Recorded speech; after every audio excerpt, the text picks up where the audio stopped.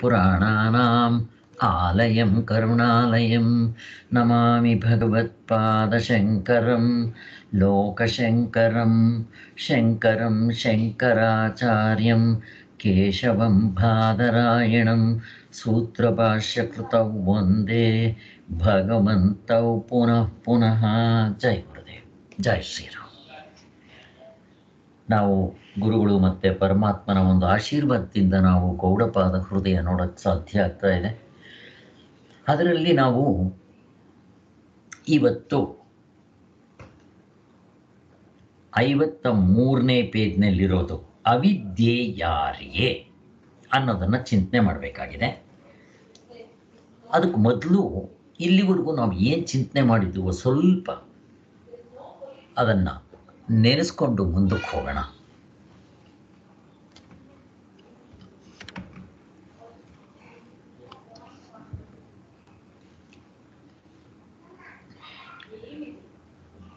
ಇಲ್ಲಿ ಆತ್ಮನು ತುಂಬ ಸೂಕ್ಷ್ಮ ಆಗಿರ್ತಾನೆ. ತುಂಬ ಸೂಕ್ಷ್ಮ ಅಂತಂದರೆ ಮೈಕ್ರೋಸ್ಕೋಪ್ನಲ್ಲಿ ನೋಡಬೇಕು ಅಂತ ತಿಳ್ಕೊಬೇಡ್ರಿ. ಮೈಕ್ರೋಸ್ಕೋಪಿಗೆ ಸಿಕ್ಕಂಗಿದ್ದಿದ್ರೆ ಇನ್ಯಾತಕ್ಕೆ. ಮತ್ತು ಅವನು ಹೆಂಗೆ ತಿಳ್ಕೊಳ್ಳೋದು? ಅವನು ಇಲ್ವಾ ಇದ್ದಾನೆ, ಬಟ್ ತಿಳ್ಕೊಳ್ಳೋದು ಹೇಗೆ? ಅವನು ನಾನೇ ಆಗಿದ್ದೀನಿ, ತಿಳ್ಕೊಳ್ಳೋದೇನು ಇಲ್ಲ. ಅಲ್ಲಿ ನನ್ನಲ್ಲಿ ಏನೇನು ತಪ್ಪು ಕಲ್ಪನೆಗಳಿದೆಯೋ ಅವುಗಳನ್ನ ಬಿಟ್ಟರೆ ಆತ್ಮನಾಗಿ ಉಳ್ಕೊತೀನಿ ಅಷ್ಟೇ. ಅದೊಂದೇ ದಾರಿ, ಬೇರೆ ದಾರಿ ಇಲ್ಲ. ಹೇಗೆ? ಸಾಮಾನ್ಯ ವಿಶೇಷ ಅವುಗಳ ಎರಡನ್ನೂ ನೋಡಿಕೊಂಡು ಬಿಡಿಸ್ಕೊತಾ ಹೋಗ್ಬೇಕು. ಅದನ್ನೇ ಹಿಂದಿನ ಚಾಪ್ಟರ್ನಲ್ಲಿ ಸಾಮಾನ್ಯ ವಿಶೇಷ ಅಂತ ಹೇಳಿದ್ರು ಅವರು. ಸಾಮಾನ್ಯ ವಿಶೇಷ ಭಾವ ವಿಶ್ವಾದಿಗಳಿಗೆ, ವಿಶ್ವ ತೈಜಸ ಪ್ರಾಜ್ಞರಿಗೆ ಸಾಮಾನ್ಯ ವಿಶೇಷ ಭಾವ ಇರುತ್ತೆ. ಅದೇ ರೀತಿ ನಮ್ಮ ಜೀವಕ್ಕೂ ಇವೆಲ್ಲ ಇರುತ್ತೆ. ಸಾಮಾನ್ಯ ವಿಶೇಷ ಇವೆಲ್ಲ ಇರುತ್ತೆ. ಹಾಗೆ ಪ್ರತಿಯೊಂದಕ್ಕೂ ಹೀಗಿದ್ದೇ ಇರುತ್ತೆ. ಅದರಲ್ಲಿ ನೋಡ್ತಾ ಹೋಗೋಣ. ಹೇಗೆ ಸಾಮಾನ್ಯ ವಿಶೇಷ ಭಾವನ ನೋಡ್ಕೊಳ್ಳೋದು? ಸ್ವಾಮಿಗಳೇ ಎಕ್ಸಾಂಪಲ್ ಕೊಡ್ತಾರೆ ಇಲ್ಲಿ. ಈಗ ನಾನು ಹಗ್ಗದಲ್ಲಿ ಹಾವು ಅಂತ ಭ್ರಮೆ ಮಾಡ್ಕೊಂಡಿದ್ದೇನೆ. ಈಗ ಕೆಲವರು ಅದನ್ನು ಹಾವು ಅನ್ಕೊಂತಾರೆ, ಕೆಲವರು ನೀರಿನ ಕೋಡಿ ಅನ್ಕೊಂತಾರೆ, ಕೆಲವರು ನೆಲದ ಬಿರುಕು ಅನ್ಕೊಂತಾರೆ. ಹಾವು ಅಂತನ್ನೋದು ಸಾಮಾನ್ಯ. ಈಗ ವಿಶೇಷ ಅಂತಂದ್ರೆ ಏನು? ಅದು ಹಾವು ಅಲ್ಲಪ್ಪ. ಯಾಕೆ? ಸಾಮಾನ್ಯ. ನಾನು ಹಾವು ಅಂತ ಮಾಡ್ಕೊಂಡಿದ್ದೀನಿ. ಒಬ್ರು ಹಾವು ಮಾಡ್ಕೊತಾರೆ, ಇನ್ನೊಬ್ರು ನೆಲದ ಬಿರುಕು ಮಾಡ್ಕೊತಾರೆ. ಹಾವು ಸಾಮಾನ್ಯ. ವಿಶೇಷ ಏನು? ನೋಡಪ್ಪ, ಅದು ಹಾವು ಆಗಿದ್ದಿದ್ರೆ ಎಡೆ ಎತ್ತಬೇಕಾಗಿತ್ತು, ಬಾಲ ಅಲ್ಲಾಡಿಸ್ಬೇಕಾಗಿತ್ತು, ಹೀಗೀಗೆ ಅಲ್ಲಾಡಬೇಕಾಗಿತ್ತು. ಅಲ್ಲಾಡಲಿಲ್ಲ. ಗಾಳಿ ಇದ್ದರೆ ಅದು ಅಲ್ಲಾಡುತ್ತೆ, ಇದ್ದಿದ್ದು ಕನ್ಫ್ಯೂಷನ್ ಆಗುತ್ತೆ. ಆದ್ದರಿಂದ ಹೀಗೆ ಸಾಮಾನ್ಯ ವಿಶೇಷ ಎಲ್ಲವೂ ಬಿಡ್ತಾ ಹೋಗಬೇಕು. ಅದಕ್ಕೆ ಹಾವಲ್ಲ ಅಂತ ಎರಡನ್ನೂ ನೋಡ್ಕೊಂಡು ಬಿಡಿಸ್ತಾ ಹೋಗೋದು ಅಂತ. ಅದೇ ರೀತಿ ನೆಲದ ಬಿರುಕು. ನೆಲದ ಬಿರುಕಾಗಿದ್ರೆ ಇಲ್ಲಿವರೆಗೂ ಮಾತ್ರ ಇದೆ. ನೆಲದ ಬಿರುಕು ಅನ್ನೋದು ಸಾಮಾನ್ಯ. ವಿಶೇಷ ಅಂತಂದ್ರೆ ಮುಂದಕ್ಕೆ ಹಾಕೊಂಡು ಹೋಗಿಲ್ಲ. ಹೂವಿನ ಮಾಲೆ ಅಂತಂದ್ರೆ ಹೂವಿನ ಮಾಲೆ ಆದ್ರೆ ಪೂರ್ತಿ ಇರ್ಬೇಕು, ಅಲ್ಲಿವರೆಗೂ ಸ್ವಲ್ಪ ದೂರ ಮಾತ್ರ ಇದೆ. ಹಂಗೆ ಏನೋ ಒಂದು ಮಾಡ್ಕೊತಾ ಹೋಗ್ಬೇಕು. ಹೀಗೆ ಸಾಮಾನ್ಯ ವಿಶೇಷ ಅಂತ ಹೇಳೋದು. ಈಗ ನಮ್ಮ ಜೀವಪ್ಪನ್ ತಗೊಂಡ್ರೆ 19 ಮುಖಗಳು ಮಾಮೂಲಿ ಸಾಮಾನ್ಯ. ಅದರಲ್ಲಿ ವಿಶೇಷ ಇವನು ಅಲ್ಲಿಗೆ ಬರಲ್ಲ, ಅವನು ಇಲ್ಲಿಗೆ ಬರಲ್ಲ, ಏನೋ ಒಂದು ವಿಶೇಷ ಅದನ್ನು ಇಲ್ಲ ಅಂತ ಮಾಡ್ಕೊತೀವಿ. ಅದೇ ರೀತಿ ಈಗ ನಾವು ವೈಶ್ವಾನರ ತೈಜಸ ಪ್ರಾಜ್ಞನಲ್ಲಿ ಸಾಮಾನ್ಯ ವಿಶೇಷ ಏನು ಅಂತ. ಇಲ್ಲಿ ಸಾಮಾನ್ಯ ಅಂತಂದ್ರೆ ನಮ್ಗೆ ಗೊತ್ತು, ವೈಶ್ವಾನರ ಸಪ್ತಾಂಗನು, ಮತ್ತೆ ತೈಜಸ ಸಪ್ತಾಂಗನು, ಮತ್ತೆ ಪ್ರಾಜ್ಞನು ಬೀಜ ರೂಪದಲ್ಲಿರ್ತಾನೆ ಅಂತ. ಇವು ಸಾಮಾನ್ಯ. ಈಗ ವಿಶೇಷ ಏನ್ ಮಾಡಿದ್ರು ಇವರು? ಗಾಢ ನಿದ್ರೆಯಲ್ಲಿದ್ದಾಗ ಕಾರಣ ಅವಿದ್ಯೆ. ಆ ಗಾಢ ನಿದ್ರೆಯಲ್ಲಿ ಪ್ರಾಜ್ಞನು ಕಾರಣ ಅವಿದ್ಯೆಯಿಂದ ಬದ್ಧನಾಗಿದ್ದಾನೆ. ಅವನಿಗದು ಡಿಸಡ್ವಾಂಟೇಜ್. ಅದರಿಂದ ಅದನ್ನು ಬಿಡಿಸ್ಕೋಬೇಕು ವಿಶೇಷ. ಹಾಗಾದರೆ ಇವರಿಬ್ಬರದು ಏನು ವಿಶೇಷ? ಸಪ್ತಾಂಗ ಸಾಮಾನ್ಯ ಕಾಮನ್. ಸಾಮಾನ್ಯ. ಸಾಮಾನ್ಯ ಅಂದರೆ ಅದು ಮೊದಲು ಇದೆ. ಈಗ ವಿಶೇಷ ಇನ್ನೊಂದೇನು ಅಂದರೆ ಇವರಿಬ್ಬರೂ ಕೂಡ ಕಾರಣಾವಿದ್ಯೆನೂ ಇದೆ, ಕಾರ್ಯಾವಿದ್ಯೆನೂ ಇದೆ, ಎರಡೂ ಇದೆ ಅಲ್ಲಿ. ಏನದು ಕಾರಣಾವಿದ್ಯೆ? ಇದ್ದದ್ದನ್ನು ಇದ್ದಾಗ ತಿಳ್ಕೊಂಡಿಲ್ಲ ಇಬ್ರು. ಅದ್ರ ಬದಲು ತಪ್ಪಾಗಿ ತಿಳ್ಕೊಂಡ್ರು. ಭಿಕ್ಷುಕ ಅಂತ ಜನಕ ಮಹಾರಾಜ ಅಂತ ತಿಳ್ಕೊಂಡ್ರು. ಆದ್ರಿಂದ ಈ ವಿಶೇಷ, ಇದು ವಿಶೇಷ. ಆದ್ರಿಂದ ಈಗ ಸಾಮಾನ್ಯವನ್ನೂ ತೆಗೆದಾಕ್ಬೇಕು, ವಿಶೇಷವನ್ನೂ ತೆಗೆದಾಕ್ಬೇಕು ಅಂತ ಹೇಳ್ತಾ ಇದ್ದಾರೆ. ಹೇಗೆ ನಾವು ಹಾವನ್ನು ನೋಡ್ಕೊಂಡ್ವೋ ಹಾಗೆ ನಮ್ಮ ನಿಜವಾದ ಸ್ವರೂಪಕ್ಕೆ ಸಾಮಾನ್ಯ ಸಪ್ತಾಂಗ ಇದೆಯಾ? ಸಪ್ತಾಂಗ ಅಂದರೆ ಅದಕ್ಕೆ ಉಪಾಧಿ ಇಲ್ಲ. ನಾವು ಕಡನಿದ್ರೆ ಅನುಭವದಿಂದ ನೋಡ್ಕೊಂಡಿದ್ವಿ. ನಾವು ಅನುಭವಕ್ಕೆ ಹೋಗ್ಲಿ ಅವನ 19 ಮುಖಗಳಿದೆಯಾ? ಇಲ್ಲ. ಅಲ್ಲಿ ಜೀವಪ್ಪನ್ನ ತೆಗೆದಾಕ್ತಂಗಾಯ್ತು. ಫಸ್ಟ್ ಎತ್ಕೊಂತಾನೆ ನಾವು ಜೀವಪ್ಪನ ಸ್ಟ್ಯಾಂಡ್ ಪಾಯಿಂಟ್ ತೊಗೊಂಡ್ಬರ್ತೀವಿ, ನಾನಂದ್ರೆ ಯಾರು ಅಂತ. ಅದು ಬಂದ್ವಿ. ಅದು ಬಂದ ಮೇಲೆ ಹಾಗಾದರೆ ನಾನಂದ್ರೆ ಯಾರು, ಇದು ಯಾವುದು ಅಲ್ವಲ್ಲ ಅಂದಾಗ ಅಲ್ಲಿ ಘಡನಿದ್ರೆ ತೋರಿಸ್ತೀವಿ. ಬಟ್ ಆತ್ಮನು ಎಚ್ಚರದಲ್ಲೂ ಕನಸಿನಲ್ಲೂ ನಿದ್ದೆಯಲ್ಲಿದ್ದಾನೆ ಅಂತ ಹೇಳಿದಾಗ ನನಗೆ ಎಚ್ಚರದಲ್ಲಿ ತೋರಿಸ್ಬೇಕಪ್ಪ. ಎಚ್ಚರದಲ್ಲಿ ಇವಕ್ಕೆಲ್ಲ ಸಾಕ್ಷಿಯಾಗಿರೋನು ಇರಬೇಕು, ತೋರಿಸ್ಬೇಕು. ಅವನೇ ಸಪ್ತಾಂಗ ಅಂತ ಹೇಳಿ ಇವನಿಗೆ 19 ಆದರೆ ಅವನಿಗೆ ಸಪ್ತಾಂಗ ಅಂದಾಗ ಪ್ರಪಂಚವೇ ಅವಂತಾದರೆ ನಮಗಾಗುತ್ತಾ? ನಮ್ಮ ಭಗವದ್ಗೀತೆಯಲ್ಲಿ ಅರ್ಜುನ ಕೃಷ್ಣ ಭಗವಂತನ ವಿಶ್ವರೂಪ ದರ್ಶನ ಕೇಳ್ತಾನೆ. ಹೆಂಗೆ ತೋರಿಸ್ತಾನೋ? ಪಾದಗಳು ಭೂಮಿ ಮೇಲೆ, ಅವನ ತಲೆ ಆಕಾಶದ ಮೇಲೆ, ಆ ಕೈಗಳು ಅವು ಪ್ರಪಂಚ ಎಲ್ಲ ಪೂರ್ತಿ ಹರಡ್ಕೊಂಡ್ಬಿಟ್ಟಿರ್ತಾನೋ. ಅದನ್ನೇ ವಿಶ್ವರೂಪ ದರ್ಶನ ಅಂತ ಹೇಳೋದಿಲ್ಲ ನಾವು, ಸಪ್ತಾಂಗ ಅಂತ ಹೇಳೋದು ಅದಕ್ಕೆ. ಸೊ ಹಾಗೆ ನಾವು ಇಮ್ಯಾಜಿನ್ ಮಾಡ್ಕೋಬೇಕು. ಹಾಗಾಗಿ ಇವನು ಸಪ್ತಾಂಗನು ಅಂತ ಹೇಳಿದ್ರು. ಕೊನೆಗೆ ಆ ಸಪ್ತಾಂಗವನ್ನು ತೆಗೆದಾಕಿದ್ವಿ. ಅದಾದ ಮೇಲೆ ವಿಶೇಷವನ್ನು ತೆಗೆದಾಕಬೇಕು. ವಿಶೇಷ ಏನು? ಇವರಲ್ಲಿ 3 ತಪ್ಪು ಕಲ್ಪನೆಗಳಿರುತ್ತೆ. ಏನದು? ಒಂದು, ಇದ್ದದ್ದನ್ನಿದ್ದಾಗ ತಿಳ್ಕೊಂಡ್ಲಿಲ್ಲ, ತಪ್ಪಾಗಿ ತಿಳ್ಕೊಂಡಿದ್ದು, ಸಂಶಯವಾಗಿ ತಿಳ್ಕೊಂಡಿದ್ದು. 2 ಇಬ್ರಿಗೂ ಕಾಮನ್ ಆಗಿರುತ್ತೆ ಅಂತ ಹೇಳೋದು. ಈಗ ಎಚ್ಚರದ ವೈಶ್ವಾನರನಿಗೂ ನಿದ್ದೆಯ ತೈಜಸನು ಇಬ್ರು ಒಂದೇ ಥರ ಇದ್ದಾರೆ, ಡಿಟ್ಟೋ. ಮತ್ತಿಬ್ಬರನ್ನು ಒಂದೇ ಕರೆದು ಬಿಡೋಣ ಅಂತಂದರೆ ಒಂದು ಡಿಫ್ರೆನ್ಸ್ ಇದೆ. ಡಿಫ್ರೆನ್ಸ್ ಏನದು ಡಿಫ್ರೆನ್ಸು? ಈ ವೈಶ್ವಾನರನು ಸ್ಥೂಲ ಭೋಗವುಳ್ಳವನು. ಸ್ಥೂಲ ಭೋಗ ಅಂದರೆ ಇಂದ್ರಿಯಗಳಿಂದ ಆಗೋ ಈ ಅನುಭವವನ್ನು ಅನುಭೋಗಿಸೋನು ಅಂತೆಲ್ಲ ಮತ್ತೆ ತಿರ್ಗಾ ಅಧ್ಯಾರೂಪ ದೃಷ್ಟಿಯಿಂದ ಹೇಳ್ಬೇಕು. ಅವನೇನು ಅನುಭೋಗಿಸಲ್ಲ, ಬಟ್ ಹೇಳೋವಾಗ ಯಾಕೆಂದ್ರೆ ಅವನು ಸಾಕ್ಷಿಯಾಗಿರ್ತಾನೆ. ಇದರದ್ದು ಅವನಿಗೇನಾದರೂ ಮೆತ್ಕೊಳ್ಳೋದಿಲ್ಲ. ಆದರೆ ಅವನು ಅನುಭೋಗಿಸವನು ಅಂತ ಹೇಳ್ತೀವಿ. ಇರಲಿ. ಅದೇ ರೀತಿ ಕನಸನ್ನಲ್ಲೂ ಅವನಿಗೂ ಸಪ್ತಾಂಗ ಇದೆ. ಈ 3 ಡಿಫೆಕ್ಟ್ ಅವನಿಗೂ ಇದೆ. ಸಾಮಾನ್ಯ ವಿಶೇಷ ಅವನಿಗೂ ಇದೆ. ಇವನಿಗೆ ಹೇಗಿದೆಯೋ ಹಾಗೆ ಇದೆ. ಏನಿದೆ ಅವನಿಗೆ? ತೈಜಸನಿಗೆ ಇದ್ದದ್ದನ್ನಿದ್ದಾಗ ತಿಳ್ಕೊಂಡ್ಲಿಲ್ಲ.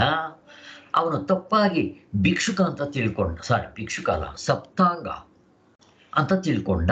ಅದು ಉಪಾಧಿಗಳೇ.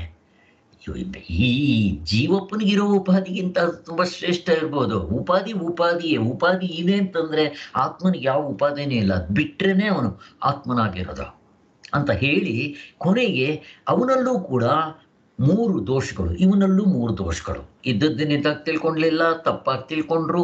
3ನೇದು ಸಂಶಯ ಗ್ರಹಣ.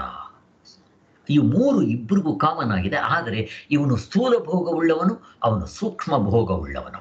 ಇಷ್ಟೇ ವ್ಯತ್ಯಾಸ.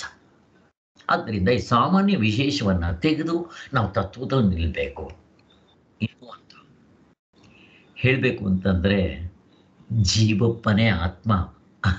ನೀವು ಅಲ್ಲಿವರೆಗೂ ಹೋಗ್ಬೇಡ್ರಿ, ಮೇಲೆ ತುರಿನವರೆಗೂ ಹೋಗ್ಬೇಡ್ರಿ. ತುರಿನ ಬೇರೆಗೂ ಹೋಗೋದು ಬೇಕಾಗಿಲ್ಲ ಅಂದರೆ ಪ್ರಾಜ್ಞನೇ ಸಾಕು ನಾವು ಆತ್ಮನ ಕಂಡ್ಕೊಳ್ಳೋಕ್ಕೆ. ಆ ಪ್ರಾಜ್ಞನ ಹೇಳುವಾಗ ಏನು ಹೇಳಿದ್ರು? ಅವನು ಸರ್ವಜ್ಞ, ಸರ್ವೇಶ್ವರ, ಅಂತರ್ಯಾಮಿ, ಯೋನಿ ಅಂತ ಹೇಳಿದ್ರು. ಅಲ್ಲಿ ಪರಮಾತ್ಮನಿಗೆ ಬಿಟ್ಟು ಇನ್ಯಾವ್ರಿಗಾದ್ರೂ ಹೇಳಕ್ಕೆ ಬರುತ್ತಾ? ಅದು ಯಾರಿಗೂ ಆಗೋದಿಲ್ಲ. ಅದಾದ ಮೇಲೆ ಇನ್ನು ಇವರು ಹೇಳಬೇಕು ಅಂತಂದರೆ ಜೀವಪ್ಪ ಮಾತ್ರ ಅಲ್ಲ, ಪ್ರಾಜ್ಞನೂ ಪರಮಾತ್ಮನೇ, ವೈಶ್ವಾನರನೂ ಪರಮಾತ್ಮನೇ, ತೈಜಸನೂ ಪರಮಾತ್ಮನೇ. ಆದರೆ ಇವರಲ್ಲಿ ಸಾಮಾನ್ಯ ವಿಶೇಷಗಳು ಇರೋದ್ರಿಂದ ಇದನ್ನೂ ಕೂಡ ತೆಗೆದಾಕಿ ತುರಿಯನ್ನು ಹೇಳಬೇಕು. ಇಲ್ಲಿ 3 ಜೊತೆಗೆ 4ನೇದು ಅಂತ ಸೇರಿಸ್ಕೋಬಾರ್ದು, ಹಂಗಿಲ್ಲ. ಅವಸ್ಥೆಗಳು ಇದೆಯಾ ಅಂತ ಇಲ್ಲ. ಪರಮಾತ್ಮನಿಗೆ ಅವಸ್ಥೆಗಳಿದೆಯಾ? ಇಲ್ಲ. ಹಾಗಾದರೆ ಯಾರ್ದು ಇದು ಕಾಟ? ಯಾರ್ದಿದು ಕಾಟ? ಪರಮಾತ್ಮನಿಗೆ ಅವಸ್ಥೆಗಳಿಲ್ಲ, ಪರಮಾತ್ಮನು ಅವಸ್ಥಾತೀತನು. ಹಾಗಂದ್ರೆ ಪ್ರಾಜ್ಞನಾಗ್ಲಿ, ಇವನಿಗೆ ತುರಿಯನಿಗಂತೂ ಇಲ್ಲವೇ ಇಲ್ಲ, ಬಿಟ್ಬೇಡ. ಇನ್ನು ಅವನಿಗಿಂತ ಕೆಳಗಡೆ ಬಂದರೆ ಪ್ರಾಜ್ಞನು, ಅವನಿಗೂ ಇಲ್ಲ ಅವಸ್ಥೆಗಳು. ಹೋಗ್ಲಿ, ತೈಜಸ್ಸನಿಗಿದೆಯಾ? ವೈಶ್ವಾನವನಿಗಿದೆಯಾ? ಇಲ್ಲ. ಹಾಗಾದ್ರೆ ಅವಸ್ಥೆಗಳು ಯಾರಿಗಿರೋದು? ಯಾರಿಗಿದೆ? ಯಾರಿಗಿದೆ? ಯಾರಾದ್ರೂ ಹೇಳಿ, ನಿಮ್ಗೆ ಏನ್ ಅನ್ಸುತ್ತೆ ಹೇಳಿ. ಅವಸ್ಥೆಗಳು ಯಾರಿಗಿದೆ? ಯಾರ್ದಿದೆ? ಈ ಡೂಪ್ಲಿಕೇಟ್ ಐಗೆ ಅಂದ್ರೆ ಜೀವಪ್ಪನಿಗೆ, ಅವನಿಗೂ ಇಲ್ಲ. ಸ್ವಾಮಿಗಳು ತೋರಿಸ್ತಾರಲ್ಲಿ ಅವನಿಗೂ ಇಲ್ಲ ಅವಸ್ಥೆಗಳು. ಹೇಗೆ ಅಂತಂತೀರಾ? ಈಗ ಎಚ್ಚರದಲ್ಲಿರೋದು ಯಾರಪ್ಪ? ಜನಕ ಮಹಾರಾಜ, ಜೀವಪ್ಪ. ಆ ಐ ಡೂಪ್ಲಿಕೇಟ್ ಐ ಒಪ್ಕೊಂತೀನಿ. ಅವನು ಕನಸು ಕಂಡಿದ್ದಾನ? ಮತ್ತೆ ಕನಸಿನ ವಿಚಾರ ಇವನಿಗೆ ಗೊತ್ತಿಲ್ಲ, ಕನಸು ಗೊತ್ತಿಲ್ಲ, ನಿದ್ದೆಗಂತೂ ಹೋಗಕ್ಕೆ ಬರೋಲ್ಲ ಇವನಿಗೆ. ಇವನು 3 ಅವಸ್ಥೆಗಳನ್ನ ಹೆಂಗೆ ಹೇಳ್ತಾನೆ ಇವನು? ಹೋಯ್ತು, ಕಿತ್ಕೊಂಡು ಹೋಯ್ತು. 2 ಅವಸ್ಥೆಗಳು ಇಳ್ದಿದ್ಮೇಲೆ 1 ಅವಸ್ಥೆ ಹೆಂಗೆ ಹೇಳ್ತಾನೆ ಇವನು? ಹೋಯ್ತು ಅಂತ ಹೇಳ್ತಾರಲ್ಲಿ. ಹೋಗ್ಲಿ, ಈ ನಿದ್ದೆಯಲ್ಲಿರೋ ಭಿಕ್ಷುಕನಿಗೆ ಅವಸ್ಥೆಗಳಿದೆ ಅಂತ ಹೇಳಿದ್ರೆ ಅವನಿಗೆ ಎಚ್ಚರ ಇದೆಯಾ? ಎಚ್ಚರ ಕಂಡಿದ್ದಾನ ಅವನು? ನಿದ್ದೆ ಕಂಡಿದ್ದಾನ ಅವನು? ಕಂಡಿಲ್ಲ. ಮತ್ತೆ ಅವಸ್ಥೆಗಳು 3 ಅಂತ ಎಣಿಸ್ತಾನಲ್ಲ, ಯಾರು ಹೇಳ್ಕೊಟ್ರಿ ಇವನಿಗೆ? ಹೆಂಗಿದೆ ನೋಡ್ರಿ, ಇದು ವಿಚಾರ ಮಾರ್ಗ. ವಿಚಾರ ಮಾಡಿದ್ರೆ ಅವಸ್ಥೆಗಳೇ ಇರೋದಿಲ್ಲ. ಹೆಂಗಿದೆ ನೋಡ್ರಿ. ಎಲ್ಲ ಹಾವು ಎಲ್ಲಿದೆ ಸ್ವಾಮಿ? ಹಗ್ಗ ಕಂಡ ಮೇಲೆ ಹಾವಿಲ್ಲ. ಹೋಗ್ಲಿ, ಕಾಣಕ್ ಮೊದಲು ಹಾವಿರುತ್ತಾ? ಆಮೇಲೆ ಎಲ್ಲಾದ್ರೂ ಹೋಗ್ಬೇಕಾ ಅಥವಾ ಸಾಯಿಸ್ಬೇಕಾ? ನೆವರ್. ಹಿಂಗ್ ವಿಚಾರ ಮಾಡೋದು ಇದು ಪರಮಾರ್ಥ ಚಿಂತಾಮಣಿ ಒಂದು ಸ್ಟ್ಯಾಂಡ್ ಪಾಯಿಂಟ್. ಇದರಲ್ಲೂ ಹಂಗೆ ತೋರಿಸಿದ್ದಾರೆ, ನೀವು ಓದ್ಕೊಂಡ್ ಬನ್ನಿ, ಮುಂದಕ್ಕೆ ಬರುತ್ತಲ್ಲಿ. ಅವಸ್ಥೆಗಳು ಯಾರಿಗೆ ಅಂತ ಆತ್ಮನಿಗಿಲ್ಲ. ಅವನು ಹೋಲ್ಸೇಲ್ ಆಗಿ ನೋಡೋನು. ಇರ್ಲಿ, ಈ ಜೀವಪ್ಪನಿಗೆ ಇದೆಯಾ ಅಂತ ನೋಡಿದ್ರೆ ಅವನಿಗೂ ಇಲ್ಲ. ಇದು ಹೇಗಾಯ್ತು ಅಂತಂದ್ರೆ, ಇವಾಗ ಈ ಆತ್ಮನ್ನ ಗುರುತಿಸ್ಬೇಕಾದ್ರೆ ಈ ಏನಾದ್ರೂ ಒಂದು ಇದಿರ್ಬೇಕಲ್ಲ, ಏನಂತಾರೆ ಅದಕ್ಕೆ? ಪ್ರಮಾಣಗಳು ಬೇಕಪ್ಪ. ಯಾವ ಪ್ರಮಾಣ ಬೇಕು ಆತ್ಮನ್ ಗುರುಸಕ್ಕೆ? ಪ್ರತ್ಯಕ್ಷ ಪ್ರಮಾಣ ಬೇಕಾ? ಅನುಮಾನ ಪ್ರಮಾಣ ಬೇಕಾ? ಶಬ್ದ ಪ್ರಮಾಣ ಬೇಕಾ? ಮತ್ತೆ ಇನ್ನು ಮಿಕ್ಕಿರೋ 3 ಇದೆ, ಅವನ್ನು ಸೇರಿಸ್ಕೊಂಡ್ಬಿಡ್ರಿ. ಉಪಲಬ್ಧಿ, ಅನುಪಲಬ್ಧಿ, ಮತ್ತೆ ಇನ್ನೂ ಒಂದಿದೆ 6. ಸಿಗ್ತಾನ? ಸಿಗೋದಿಲ್ಲ. ಅವನಿಗೆ ಬಿಟ್ಬಿಡ್ರಿ, ಹೋಗ್ಲಿ, ಅವನು ಸಿಗೋದಿಲ್ಲ. ತುರಿಯ ಸಿಗೋದಿಲ್ಲ, ಪ್ರಾಜ್ಞನೂ ಸಿಗೋದಿಲ್ಲ, ಸಪ್ತಾಂಗನ ಇವರು ಯಾರೂ ಸಿಗೋದಿಲ್ಲ. ಹೋಗ್ಲಿ, ಜೀವಪ್ಪನ್ನ ಯಾವ ಪ್ರತ್ಯಕ್ಷ ಪ್ರಮಾಣದಿಂದ ನೋಡ್ತೀರಪ್ಪ ಹೇಳ್ರಿ ನೋಡ. ನಾನಿದ್ದೀನಿ ಯಾವ ಪ್ರಮಾಣದಿಂದ ಕಂಡ್ಕೊಂತೀರಾ? ನೋಡ್ಬಿಟ್ಟು ಹೇಳ್ತೀರಾ ನಾನಿದ್ದೀನಿ ಅಂತ? ಯಾರಾದ್ರೂ ಬಂದ್ರೆ ನೀವಿದ್ದೀರಾ ಸ್ವಾಮಿ ಅಂತಂದ್ರೆ ಸ್ವಲ್ಪ ತಾಳಪ್ಪೋ ಎಲ್ಲ ನೋಡ್ಕೊಂಡು ಇದ್ದೀನಿ ಒಂದು 5 ನಿಮಿಷ ತಗೊಂಡು, ಇಲ್ಲ ನಮ್ಮ ಲಾಯರ್ನ ಕೇಳ್ತೀನಿ, ನಾನು ಹೆಂಡ್ತೀನಿ ಕೇಳ್ತೀನಿ, ಹೇಳ್ತೀರಾ? ಅಥವಾ ಇಂದ್ರಿಯಗಳಿಂದ ನೋಡಿ ಹೇಳ್ತೀರಾ? ಹೇಳ್ರಿ ನೋಡ. ಅಥವಾ ಮನಸ್ಸಿನಿಂದ ಸಂಕಲ್ಪ ವಿಕಲ್ಪ ಮಾಡಿಕೊಂಡು ತಾಳಪೋ ಅಂತ ಇದೆಯಾ ಇಲ್ವಾ ಅಂತ ಆಮೇಲೆ ಬುದ್ಧಿಯಿಂದ ಡಿಸೈಡ್ ಮಾಡಿ ಹೇಳ್ತೀರಾ? ಇಲ್ಲ, ಯಾರಾದರೂ ಕೇಳಿದ್ರೆ ಸ್ವಲ್ಪ ತಾಳಪೋ ನೆನ್ಸ್ಕೊಂತೀನಿ, ಜಾತ್ರೆನಲ್ಲಿ 1 ವಾರ ಓಡಾಡಿದ್ದೆ ಮರ್ತ್ಕಿರ್ತೀನಿ. ನೋಡ್ರಿ, ಯಾವುದು ಹೊಂದೋದಿಲ್ಲ. ಅನುಭವದ ಮಾತು.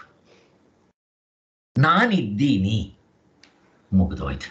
ಇದಕ್ಕೆ ಯಾವ ಪ್ರಮಾಣ ಉಪಯೋಗಿಸ್ತೀರಪ್ಪ ನೀವು? ಅಫ್ಕೋರ್ಸ್ ಶಾಸ್ತ್ರ ಪ್ರಮಾಣ ಅಂತ ಆಮೇಲೆ ತಗೊಂತೀವಿ, ಅದು ಬೇರೆ. ಆದರೆ ಯಾವ ಪ್ರಮಾಣಕ್ಕೂ ಸಿಗಲ್ವೇ ಇದು? ಈ ಜೀವಪ್ಪನೇ ಯಾವ ಪ್ರಮಾಣಕ್ಕೂ ಸಿಗದೆ ಇದ್ದಾಗ ಇವರ ಅಪ್ಪ ದೊಡ್ಡಪ್ಪ ಯಾವ ಪ್ರಮಾಣ ಸಿಗ್ತಾನೆ ಸ್ವಾಮಿ? ನಮ್ಮ ಅನುಭವನೇ. ಎಷ್ಟೊಂದು ಸರಿ ಹೇಳಿದ್ದೇನೆ, ಯಾರೋ ಬಂದಿದ್ದೆ, ನಿಮ್ಮ ಮಕ್ಕಳಿಗೆ ಹೆಸರು ಹೇಳಿದ್ರೆ ತಾಳ್ರಿ ಅಂತ ಅವ್ರ ಹೆಸರು ಕೂಗೋ ನೋಡು, ಇದ್ದಾರೆ ನೋಡ್ರಿ ಮಾತಾಡೋಗ್ರಿ ಅಂತ ಹೇಳ್ತೀವಿ. ನೀವಿದ್ದೀರೋ ಸ್ವಾಮಿ ಅಂದರೆ ಸ್ವಲ್ಪ ತಾಳ್ರಿ ಕನ್ಫರ್ಮ್ ಮಾಡ್ಕೊಂಡು ಹೇಳ್ತೀನಿ ಅಂತ ಹೇಳ್ತಾರೆ ಯಾರಾದರೂ? ಅಲ್ಲಿಗೆ ಈ ನಾನು ಅಂತ ಹೇಳೋ ಈ ಡೂಪ್ಲಿಕೇಟ್ ಐಗೆ ಪ್ರಮಾಣಗಳು ಬೇಕಾಗಿಲ್ಲ. ಹಾಗೇ ಈ ಡೂಪ್ಲಿಕೇಟ್ ಐಗಾಗ್ಲಿ ಜೀವಪ್ಪನಿಗಾಗ್ಲಿ ಅವಸ್ಥೆಗಳು ಇಲ್ಲ. ಎಷ್ಟು ಚೆನ್ನಾಗಿದೆ ನೋಡ್ರಿ ಇದು. ನೀವು ಓದ್ತಾ ಇದ್ದಷ್ಟು ಇದು ನಿಮಗೂ ಕೆಲವು ಒಳೆಯಕ್ಕೆ ಶುರುವಾಗತ್ತೆ. ಸ್ವಾಮಿಗಳು ಯಾವುದನ್ನೂ ಬಿಟ್ಟಿಲ್ಲ. ಒಂದು ಕಡೆ ಇವರು ಯಾರೋ ಸರ್ವಪ್ರಿಯಾನಂದರು ಮಾಂಡಿಕ್ಯ ಉಪನಿಷತ್ನ ಹೇಳ್ತಾರೆ. ಅವರು ಎರಡು ಇದರಲ್ಲಿ ಹೇಳಿದ್ದಾರೆ, ಫಸ್ಟ್ ಪಾರ್ಟ್ ಸೆಕೆಂಡ್ ಪಾರ್ಟ್. ಅದನ್ನು ಕೇಳ್ರಿ, ಚೆನ್ನಾಗಿ ಹೇಳ್ತಾರೆ. ಅವ್ರು ಹಿಂಗೆ ಹೇಳ್ತಾರೆ, ಆದರೆ ಇಷ್ಟು ಸ್ಪಷ್ಟವಾಗಿ ಬರೋಲ್ಲ, ಬಟ್ ಹಿಂಗೆ ತೋರಿಸ್ತಾರೆ ಅವರು. ಅವ್ರಿಗೆ ಯಾರೋ ಹಿಮಾಲಯದಲ್ಲಿ ಒಬ್ಬರು ಗುರುಗಳಿದ್ದರಂತೆ, ಅವ್ರು ಹೇಳಿದ್ದಂತೆ. ಇವ್ರಿಗೆ ಈ ಥರ ಒಂದು 2-3 ಗೊತ್ತು, ಆದರೆ ಮತ್ತೆ ಬೇರೆ ಪ್ರವಚನಗಳು ಕೇಳಿದೆ ಅದನ್ನು ಆ ಥರ ಉಪಯೋಗಿಸ್ಕೊಳ್ಳೋದಕ್ಕೆ ಬರೋಲ್ಲ ಅವರಿಗೆ, ಸರ್ವಪ್ರಿಯಾನಂದರಿಗೆ. ಮತ್ತು ಅವತ್ತ 2 ಪ್ರವಚನಗಳಲ್ಲಿ ಒಂದು ಮಾತು ಹೇಳಿದ್ರು, ನನಗೆ 1-2 ಗೊತ್ತಷ್ಟೇ ಇದ್ರ ವಿಚಾರ, ನಮ್ಮ ಗುರುಗಳಿದ್ದಾರೆ ಅವ್ರು 100 ಗೊತ್ತಂತೆ ಇಂಥ ವಿಚಾರ ಅಂತ ಹೇಳಿದ್ರು. ಅವರು ಅವಸ್ಥಾತ್ರೆ ಕಂಡವರು. ಹಾಗೆ ನಮ್ಮ ಸಚ್ಚಿದಾನಂದ ಸರಸ್ವತಿ ಸ್ವಾಮಿಗಳು ಎಲ್ಲ ಹುತ್ತದಿಂದ ತೆಗೆದು ಹಿಂಗೆ ಬಿಡ್ತಾ ಇರ್ತಾರೆ. ಮತ್ತು ನೀವೇ ಓದಕ್ಕೆ ಶುರು ಮಾಡಿರಿ, ನಿಮಗೆ ಗೊತ್ತಾಗುತ್ತೆ, ಎಷ್ಟೊಂದು ಗೊತ್ತಾಗುತ್ತೆ. ಈಗ ನಾನು ಎಷ್ಟೊಂದು ಪುಸ್ತಕಗಳು ಓದಿದ್ದೀನಿ ಸ್ವಾಮಿಗಳದ್ದು ಬೇಕಾದಷ್ಟು ಸಲ. ಈ ಎಚ್ಚರ ಕನಸು ನಿದ್ದೆ ಅವಸ್ಥೆ ಇದೆಯಲ್ಲ, ಅವಸ್ಥೆ ಆಕಾಶಕ್ಕಿಂತ ಸೂಕ್ಷ್ಮವಾಗಿದೆ. ಅದಕ್ಕೆ ಯಾವ ಪ್ರಮಾಣ ಬೇಕು ಹೇಳ್ರಿ ನೋಡೋಣ. ಅವಸ್ಥೆನ ಯಾವ ಪ್ರಮಾಣದಿಂದ ಕಂಡ್ಕೊಂತೀರ ನೀವು? ಈ ಜೀವಪ್ಪನ ಬಿಟ್ಬಿಡ್ರಿ, ಅವಸ್ಥೆ ತಗೊಳ್ರಿ, ಎಲ್ಲ ಅನಾತ್ಮವೇ. ಎಚ್ಚರ ಕನಸು ನಿದ್ದೆ ಅವಸ್ಥೆಗಳು ಯಾವ ಪ್ರಮಾಣದಿಂದ ನೋಡ್ತೀರಿ ನೀವು? ಇಲ್ಲ, ಕಣ್ಣಿಂದ ನೋಡ್ತೀರಾ? ಎಚ್ಚರ ಇದೆ, ಕನಸಿಲ್ಲ, ನಿದ್ದೆ ಇಲ್ಲ. ಯಾತ್ರಿಂದ ಗೊತ್ತಾಯಿತು? ಆತ್ಮನಿಂದ ಗೊತ್ತಾಯಿತು ಅಂತ ಟಕ್ ಅಂತ ಹೇಳ್ಬಿಡ್ತೀವಿ ಇವಾಗ. ಬಟ್ ಪ್ರಮಾಣ ಯಾವುದು? ಇಂಟ್ಯೂಷನ್, ಒಳಗಿಂದ ಬಂದಿರೋದು.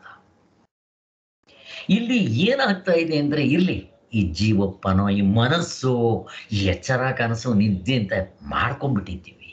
ಇದನ್ನೇ ಹೇಳಿದ್ದು. ಈ ಅವಿದ್ಯೆ ಹೇಗೆ ಬಂತು, ಹೆಂಗೆ, ಯಾರು ಹೇಳಿದ್ರು, ಇದಕ್ಕೆ ಗೊತ್ತು ಗುರಿ ಇಲ್ಲ. ಆಕಾಶ ಎಲ್ಲಿ ಹುಟ್ಟು ಯಾವಾಗ ಹುಟ್ಟಿತು, ಎಲ್ಲಿ ಎಂಡ್ ಆಗುತ್ತೆ ಹೇಳಕ್ ಬರೋಲ್ವೋ, ಹಾಗೆ ಆದಿ ಅನಾದಿ ಅನಂತ ಅಂತ ಹೇಳ್ಬಿಡ್ತಾರೆ. ಮತ್ತು ಈ ದೇವ್ರು ತಂದುಬಿಡೋಣ ಅಂತಂದ್ರೆ ಅನ್ನಕ್ಕೆ ಬರೋಲ್ಲ, ಇರೋಲ್ಲ, ಬದಲಾವಣೆ ಆಗ್ತಾ ಇರೋದು.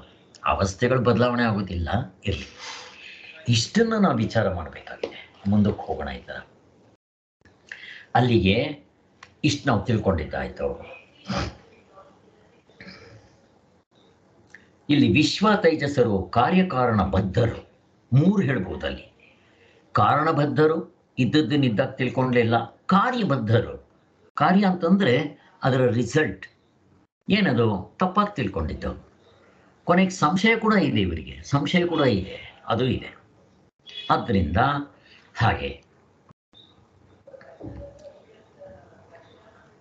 ಹೇಳಬೇಕು ಅಂತಂದರೆ, ಗಾಢ ನಿದ್ರೆಯಲ್ಲಿ ನಾವು ಇದ್ದದ್ದನ್ನಿದ್ದಾಗ ತಿಳ್ಕೊಂಡ್ಲಿಲ್ಲ. ಅಲ್ಲೂ ಕೂಡ ನಮಗೆ ಸಂಶಯ ಇದ್ದೇ ಇರುತ್ತಲ್ಲಿ. ಯಾರಾದರೂ ಹೇಳಿದ್ಮೇಲೆ ಅಲ್ಲಿ ನೀನು ಆತ್ಮನಾಗಿದ್ದೆ ಅಂತಂದರೆ ನಾನು ಹೆಂಗೆ ಆಗ್ತೀನಿ ರೀ ಆತ್ಮ ಅಂತ, ಅಲ್ಲೂ ಸಂಶಯ ಬರುತ್ತೆ. ಅದಕ್ಕೆ ಆ ಸಂಶಯ ನಿಲ್ಲಿ ಸ್ವಾಮಿಗಳು ಎಲ್ಲೂ ಆ ಥರ ಹೇಳಕ್ಕೆ ಹೋಗಿಲ್ಲ. ಈ ಎರಡನ್ನು ಇಟ್ಕೊಂಡಿದ್ದಾರೆ. ಯಾಕೆಂದರೆ 3ಕ್ಕೂ ಕಾಮನ್ ಆಗಿರುತ್ತದು, ತಪ್ಪಾಗಿ ತಿಳ್ಕೊಳ್ಳೋದು.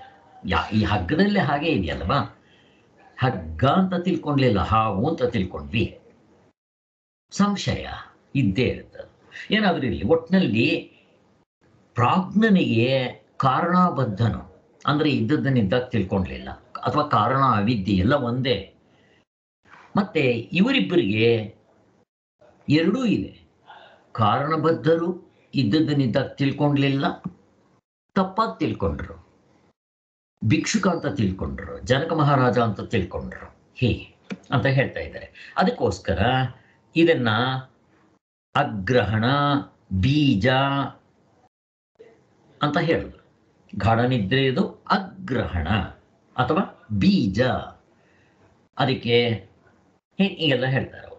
ಇದನ್ನ ಅನ್ಯತಾ ಗ್ರಹಣ, ಅದು ಫಲ. ಇದು ಬೀಜ ಆದರೆ ಅದು ಫಲ.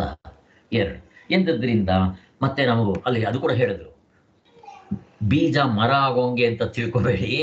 ಇವೆಲ್ಲ ನಮಗೆ ನಮ್ಮಲ್ಲಿರೋ ಒಂದು ಇವನ್ನ ತೆಗೆದಾಕೋದಕ್ಕೋಸ್ಕರ ಉಪಯೋಗಿಸ್ತಾ ಇರೋದು. ಎಲ್ಲ ಎಕ್ಸಾಂಪಲ್ಗೆ ಹೋಲಿಸ್ಕೊಂಡು ನಮ್ಗೆ ಅರ್ಥ ಆಗೋದಕ್ಕೋಸ್ಕರ ಎಕ್ಸಾಂಪಲ್ ಹೇಳ್ತಾರೆ. ಎಕ್ಸಾಂಪಲ್ ಅಂದ್ರೆ ಏನು? ದೃಷ್ಟಾಂತ. ದ್ರಾಷ್ಟಾಂತಿಕದಲ್ಲಿ ನಮ್ಗೆ ಎಷ್ಟು ಬೇಕೋ ಅಷ್ಟು ಮಾತ್ರ ತಗೋಬೇಕು ಎಕ್ಸಾಂಪಲ್ಲಿಂದ. ನೀವು ಪೂರ್ತಿ ಕಂಪೇರ್ ಮಾಡ್ಕೊಳಕ್ ಹೋದ್ರೆ ಹೊಂದೋದಿಲ್ಲ. ಇವಾಗ ನೋಡ್ರಿ, ಹಾವು ಹಗ್ಗ. ನಾನು ಹಗ್ಗ ಅಂತ ಕಂಡ್ಕೊಂಡ್ಮೇಲೆ ಹಾವಿಲ್ಲ. ಅಲ್ಲ ಸ್ವಾಮಿ, ಹಾವು ಇಲ್ಲದೆ ಇದ್ರೂ ಹೋಗ್ಲಿ, ಕಾಡ್ನಲ್ಲಿಲ್ವಾ ಅಂತ ಹಂಗೆ ಕೇಳಿದ್ರೆ ಇದಕ್ಕೂ ಸಂಬಂಧ ಇದೆಯಾ? ಇಲ್ಲ. ಮತ್ತೆ ಹಾವು ಹುತ್ತದಲ್ಲಿಲ್ವಾ? ಇದೆಯಲ್ಲ ಅಂತಂದ್ರೆ ಬಿಡಿ ಸ್ವಾಮಿ, ನಾವು ಅದನ್ನ ವಿಚಾರ ಮಾತಾಡ್ತಾ ಇಲ್ಲ. ಈ ಹಗ್ಗ ನೀವು ಹಾವು ತಿಳ್ಕೊಂಡಿದ್ದೀರಲ್ಲ, ಇಲ್ಲಿ ತೋರಿಸಿ ಸ್ವಾಮಿ ಅಂತ ಕೇಳೋದು. ಅಲ್ಲಿ ಪೂರ್ತಿ ತಗೊಳಕ್ ಹೋದ್ರೆ ಹೊಂದೋದಿಲ್ಲ. ಇಷ್ಟು ಮಾತ್ರ ತಗೋಬೇಕಷ್ಟೇ. ಇರೋದು ಹಗ್ಗ, ನಾನು ತಪ್ಪಾಗಿ ಹಾವು ತಿಳ್ಕೊಂಡಿದ್ದೀನಿ. ಇರೋದು ಪರಮಾತ್ಮ, ನಾನು ತಪ್ಪಾಗಿ ಇವಳನ್ನ ನಾನು ಅಂತ ತಿಳ್ಕೊಂಡಿದ್ದೀನಿ. ಈ ಜೀವಪ್ಪನ್ನೋ ವೈಶ್ವಾನರನ್ನೋ ತೈಜಸ್ಸನ್ನೋ ಪ್ರಾಜ್ಞಾನ ನಾನು ತಿಳ್ಕೊಂಡಿದ್ದೀನಿ. ಇಷ್ಟೇ ತಗೋಬೇಕಾಗಿರೋದು ಅಂತ ಪೂರ್ತಿ ತಗೊಳಕ್ ಹೋಗ್ಬಾರ್ದು. ಅದಕ್ಕೆ ಇಷ್ಟು ಡಿಫ್ರೆನ್ಸ್ ಇದ್ದೇ ಇರುತ್ತೆ ದೃಷ್ಟಾಂತಕ್ಕೂ ದ್ರಾಷ್ಟಾಂತಿಕಕ್ಕೂ. ನಿಜವನ್ನು ತಿಳಿದೇ ಇರುವುದೆಂಬ ಬೀಜವು ಮಾತ್ರವೇ ಅಲ್ಲವೇ ಪ್ರಾಜ್ಞನಾಗಿರುವುದಕ್ಕೆ ಕಾರಣ. ಕರೆಕ್ಟ್. ಇನ್ನು ವಿಶ್ವ ತೈಜಸ್ಸರುಗಳಿಗಾದರೂ ಆತ್ಮನ ತತ್ವವನ್ನು ಅರಿದೇ ಇರೋದು ಮಾತ್ರವೇ ಅಲ್ಲ, ಮತ್ತೊಂದು ರೂಪದಿಂದ ಇವನು ಸ್ಥೂಲ ಭೋಗವುಳ್ಳವನು, ಇವನು ಸೂಕ್ಷ್ಮ ಭೋಗವುಳ್ಳವನು, ಇವನು ಅಂತ ಅದು ಬೇರೆ ತಿಳ್ಕೊಂತೀವಿ ಅಲ್ವಾ? ಆದ್ದರಿಂದ ಅನ್ಯತಾ ಗ್ರಹಣಕ್ಕೆ ಕಾರಣವಾಗಿದೆ ಅಂತ ಹಿಂಗೆಲ್ಲ ಹೇಳಿದ್ರು. ಆದ್ದರಿಂದ ಇಷ್ಟು ನಮಗೆ ಗೊತ್ತಾಯಿತು.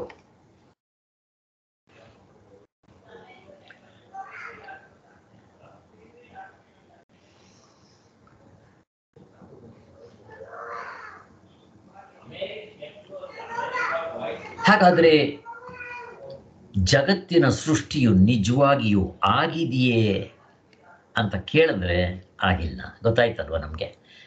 ನಿಜವಾಗಿಯೂ ಆಗಿಯೇ ಇಲ್ಲವೇ? ನಾವೆಲ್ಲರೂ ಅದನ್ನು ಜಗತ್ತಂತ ಕಾಣ್ತಾ ಇಲ್ವೇ ಅಂತಂದ್ರೆ ಇದು ವ್ಯವಹಾರದ ದೃಷ್ಟಿಯಿಂದ ಸೇರೆ. ಅವನು ಹೆಂಗೆ ಕೇಳ್ತಾನೆ ಅಂದರೆ, ಒಡವೆಗಳು ನಮಗೆ ಕಾಣ್ತಾ ಇಲ್ವಾ ಸ್ವಾಮಿ? ನಾವು ವ್ಯವಹಾರದಲ್ಲಿ ಉಪಯೋಗಿಸ್ತಾ ಇಲ್ವಾ ಹಾಗೆ ಅಂತ. ವಾಚಾರಂಭಣ ವಿಕಾರೋ ಅದೇ ಥರ ಪ್ರಪಂಚವನ್ನು ಕೂಡ. ತುರ್ಯಾತ್ಮನು ಅವಿದ್ಯಾ ಕಲಂಕರಹಿತನು. ಈಗ ನಮ್ಮನ್ನ ಇದರಲ್ಲಿ ಈ ಕೆಲವು ಡಿಫೆಕ್ಟ್ ಇರೋದ್ರಿಂದ ನಮ್ಮನ್ನು ತುರಿಯ ಅಂತ ನಾಲ್ಕನೇದು ಹೇಳಿದ್ರೆ ಹೊರತು ಮತ್ತೆ ಮೂರು ಬಿಟ್ಟು ಮೂರಿನ ಜೊತೆಗೆ ನಾಲ್ಕನೇದು ಅಂತ ಏನು ಸೇರಿಸ್ಕೊಳಕ್ಕೆ ಹೋಗ್ಬೇಡಿ. ನಾಲ್ಕನೇದು ಅಂದ್ರೆ ನಮ್ಮ ಅನುಭವದಲ್ಲೇ ಇಲ್ಲ. ಆದ್ದರಿಂದ ಏನಾದರೂ ಆಗಲಿ, ಒಟ್ಟಿನಲ್ಲಿ ಈ ತುರಿಯನು ಅಂತ ಏನು ಹೇಳ್ತಾರೋ ಅವನಲ್ಲಿ ಈ ಜೀವಪ್ನಲ್ಲಿರೋ 19 ಮುಖಗಳು ಅಥವಾ ಏನೇನಿದೆಯೋ ಅವನಲ್ಲಿ ಇಲ್ಲ, ಸ್ವಿಚ್ ಆಫ್. ಮತ್ತು ಈ ತೈಜಸ ಮತ್ತು ವೈಶ್ವಾನರ್ನಲ್ಲಿ ಏನೇನಿದೆಯೋ ಅದಿಲ್ಲ. ಏನಿಲ್ಲ? ಮೊದಲನೇದು ಸಾಮಾನ್ಯವಾಗಿ ಸಪ್ತಾಂಗ ಇಲ್ಲ. ಇನ್ನು ಎರಡನೇದು ವಿಶೇಷವಾಗಿ ಇದೆ. ಎರಡೂ ಅನ್ಯತಾಗ್ರಹಣ, ಅಗ್ರಹಣ, ಅನ್ಯತಾಗ್ರಹಣ ಎರಡೂ ಇಲ್ಲ. ಮತ್ತು ಫಲ ಬೀಜ ಯಾವುದೂ ಇಲ್ಲ ಅಂತ ಇವರಿಬ್ಬರದು. ಇನ್ನು ಪ್ರಾಜ್ಞನಲ್ಲಿ ಅವನು ಬರೀ ಅಗ್ರಹಣ ಇತ್ತಲ್ಲ, ಬೀಜ ಇತ್ತಲ್ಲ, ಅವು ಇಲ್ಲ ಅಂತ ತೆಗೆದಾಕ್ತಾ ಇದ್ದಾರೆ. ಇಷ್ಟು ತೆಗೆದಾಕಿದ್ರೆ ಅವನೇ ಅಂತ. ಒಟ್ಟಿನಲ್ಲಿ ಕಾರ್ಯಕಾರಣ ಅನ್ನೋದು ಏನೂ ಇಲ್ಲ. ನಿಜವಾಗಿ ವಿಶ್ವ ತೈಜಸ ಪ್ರಾಜ್ಞ ಅಂತ 3 ತುರಿಯನವರ ಜೊತೆಗೆ ಇನ್ನೊಬ್ಬನು ಅಂತ ನಾವು ಅಭಿಪ್ರಾಯ ಪಡಬಾರ್ದು. ಚೆನ್ನಾಗಿ ಅರ್ಥ ಮಾಡ್ಕೋಬೇಕು. ಕಾರ್ಯಕಾರಣ ಎಂಬ 2 ಬಂಧವು ತುರಿಯಾತ್ಮನಿಗೆ ಇರೋದಿಲ್ಲ. ನಾನು 3 ಹೇಳಿದ್ನಲ್ಲ, ಈ ಕಡೆ ಜೀವಪ್ಪಂದು ಇಟ್ಕೊಂಡು ಸಾಮಾನ್ಯವಾಗಿ ಇವನಿಗೆ ಸಪ್ತಾಂಗನ ಇಟ್ಕೊಂಡು, ಮೂರನೇದು ಕಾರ್ಯಕಾರಣ, ಇವುಗಳನ್ನ ಎಲ್ಲ ನೋಡಿದ್ರೆ ಯಾವುದೂ ಇರಲ್ಲ ಅಂತ. ಈ ವಿಶ್ವಾದಿಗಳಿಗೆ ಅವಿದ್ಯಾ ಬಂಧ ಹೇಗೆ ಅಂತ ಪ್ರಶ್ನೆ ತೆಗಿತಾರೆ. ಅಂದರೆ ಈ ಅವಿದ್ಯೆ ಯಾರಿಗೆ ಅಂತ ಇಲ್ಲಿ ಇನ್ನೊಂದು ಶಂಕೆ ತೆಗಿತಾ ಇದ್ದಾರೆ. ತುರ್ಯಾತ್ಮನೇ ವಿಶ್ವ ತೈಜಸ ಪ್ರಾಜ್ಞರು ತತ್ವ ಎಂದು ತಿಳಿಸುವುದಕ್ಕೆ ಈ ಸಾಮಾನ್ಯ ವಿಶೇಷ ಭಾವವನ್ನು ಹೇಳಲಾಗಿದೆ ಅಂತ ನಮ್ಗೆ ಆವಾಗಲೇ ಹೇಳಿದ್ದಾಯ್ತು. ಹಾಗಾದರೆ ಕಾರಿಕೆಯಲ್ಲಿ ಕಾರ್ಯಕಾರಣ ಬದ್ಧರು ಕಾರಣಬದ್ಧನು ಅಂತ ಬಂಧವನ್ನು ಹೇಳಿರುವುದೇಕೆ? ಈ ವಿಶೇಷವನ್ನು ತೆಗೆದಾಕೋದಕ್ಕೆ. ಅಂತ. ಈ ಕಾರ್ಯಕಾರಣ ಬದ್ಧ ಯಾರಿಗೆ ಅಂತ ಪ್ರಶ್ನೆ ಹಾಕ್ತಾರೆ ಇಲ್ಲಿ.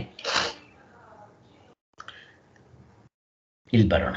ಈಗ ಅವಿದ್ಯೆ ಯಾರಿಗೆ? ನಾವು ಭಗವದ್ಗೀತೆ 13ನೇ ಅಧ್ಯಾಯದಲ್ಲೂ ಕೂಡ ನೋಡಿದಾಗ ಇದು ಶಂಕರಾಚಾರ್ಯರು ಅಲ್ಲಿ ಪೂರ್ವ ಪಕ್ಷಿನ ತಗೊಂಡು ಆನ್ಸರ್ ತೋರಿಸಿದ್ದು ಗೊತ್ತಾಯ್ತು ನಮಗೆ. ಅಗ್ರಹಣವೆಂಬ ಅವಿದ್ಯೆ ಯಾರಿಗೆ ಅಂದರೆ ಈ ಘಡನಿದ್ರೆಯಲ್ಲಿ ಅವನಿಗೆ ಇದ್ದದ್ದನ್ನಿದ್ದ ತಿಳ್ಕೊಂಡಿಲ್ವಲ್ಲ, ಅದು ಯಾರಿಗೆ ಅಂತ ಪ್ರಶ್ನೆ. ಆಮೇಲೆ ಇನ್ನು ಅನ್ಯತಾ ಗ್ರಹಣ ಇದು ಈ ವೈಶ್ವಾನರ ತೈಜಸ್ಸನ್ಗೆ ಇದೆಯಲ್ವ ಅನ್ಯತಾ ಗ್ರಹಣ, ಅವು ಯಾರಿಗೆ ಅಂತ ಪ್ರಶ್ನೆ ಕೇಳ್ತಾ ಇದ್ದಾರೆ. ಇಲ್ಲಿ ನಾವು ಇದನ್ನ ಅರ್ಥ ಓದ್ಕೊಂಡು ಹೋಗೋಕ್ ಮೊದಲು ಇಷ್ಟನ್ನು ತಿಳ್ಕೋಬೇಕು. ಇಲ್ಲಿ ಪ್ರಶ್ನೆ ಏನಪ್ಪ ಅಂತಂದ್ರೆ, ಇಲ್ಲಿ ವಸ್ತುಗಳು ಏನಿದೆಯೋ ನೋಡಬೇಡ, ಈ ಅವಿದ್ಯೆ ಯಾರಿಗೆ ಅಂತ ನೋಡೋಣ. ಫಸ್ಟ್ ಎತ್ಕೊಂತಾನೆ ಎಕ್ಸಾಂಪಲ್ಗೆ ಬರೋಣ. ಇರೋದು ಹಗ್ಗ, ನಾನು ಹಾವು ಅಂತ ಮಾಡಿಕೊಂಡೆ. ಈಗ ಈ ಥರ ಮಾಡ್ಕೊಳ್ಳೋದಕ್ಕೆ ಕಾರಣ ಏನು? ಅವಿದ್ಯೆ, ರಾಂಗ್ ನಾಲೆಡ್ಜ್. ಈಗ ಆ ರಾಂಗ್ ನಾಲೆಡ್ಜು ಹಗ್ಗಕ್ಕ ಪ್ರಶ್ನೆ. ಹಗ್ಗಕ್ಕೆ ಏನಾದರೂ ರಾಂಗ್ ನಾಲೆಡ್ಜ್ ಇದೆಯಾ? ಹಗ್ಗ ಏನಾದರೂ ತಪ್ಪು ಮಾಡಿದೆಯಾ? ಏನು ಮಾಡಿಲ್ಲ, ಇದ್ದದ್ದು ಸುಮ್ಮನೆ ಇದೆ ಅದು. ಹಾಗಾದರೆ ಹಾವಿದೆಯಲ್ಲ ಅದಕ್ಕ ಅಂತ ಪ್ರಶ್ನೆ. ಅವಿದ್ಯೆ ಹಾವ್ಗ ಅಂತ. ಇದಕ್ಕೂ ಇಲ್ಲ, ಹಾವ್ಗೂ ಇಲ್ಲ. ಯಾಕೆ ಹಾವ್ಗಿಲ್ಲ? ಈಗ ಫಸ್ಟ್ ಆಫ್ ಆಲ್ ಇರೋದು ಹಗ್ಗ, ಹಾವು ಇಲ್ಲದೆ ಇರೋದಕ್ಕೆಲ್ಲಾದರೂ ಅವಿದ್ಯೆ ಇದೆ ಅಂತ ಯಾವುದಕ್ಕೆ ಹೇಳ್ತೀರಾ ಹೇಳ್ರಿ? ಹೇಳಕ್ ಬರೋಲ್ಲ. ಹಗ್ಗಕ್ಕೆ ಅವಿದ್ಯೆ ಇದೆ ಅಂತ ಹೇಳ್ತೀರಾ? ಹೊಂದೋದಿಲ್ಲ. ಇಲ್ಲಿಗೆ ಅವಿದ್ಯೆ ಯಾರಿಗೆ ಹೇಳಬೇಕು ಅಂತ ಪ್ರಶ್ನೆ ಬರುತ್ತಿಲ್ಲಿ. ಹೋಗ್ಲಿ, ಇವೆರಡರ ಮಧ್ಯೆ ಇನ್ನೆಲ್ಲಾದರೂ ಇದೆಯಾ? ಅಥವಾ ಹಗ್ಗದ ಮೇಲೆ ಏನಾದರೂ ಟವಲ್ ಮುಚ್ಚಿಬಿಟ್ಟಿದೆಯಾ? ಅವಿದ್ಯೆ ಇದೆ, ನಾನು ಕೈಯಿಂದ ತೆಗೆದು ಬಿಡ್ತೀನಿ ಅನ್ನಕ್ಕೆ ಅಲ್ಲ. ಈ ಪ್ರಶ್ನೆ ಕೇಳಿದ್ರೆ ಏನು ಉತ್ತರ ಕೊಡ್ಬೋದು ನಾವು? ಇಲ್ಲೇನೋ ಈಸಿಯಾಗಿ ಹೇಳ್ಬಿಡ್ತೀವಿ. ಏನಂತ? ಇಲ್ಲಿ ಹಗ್ಗ ಹಾವು ಎರಡೂ ನನಗೆ ವಿಷಯಗಳು. ಈಗ ಭಯ ಪಡ್ತಾ ಇರೋದಿಲ್ಲ ನಾನು, ಮೂರನೇವನು. ಹಗ್ಗ ಬೇರೆ, ಹಾವು ಬೇರೆ, ನಾನು ಬೇರೆ.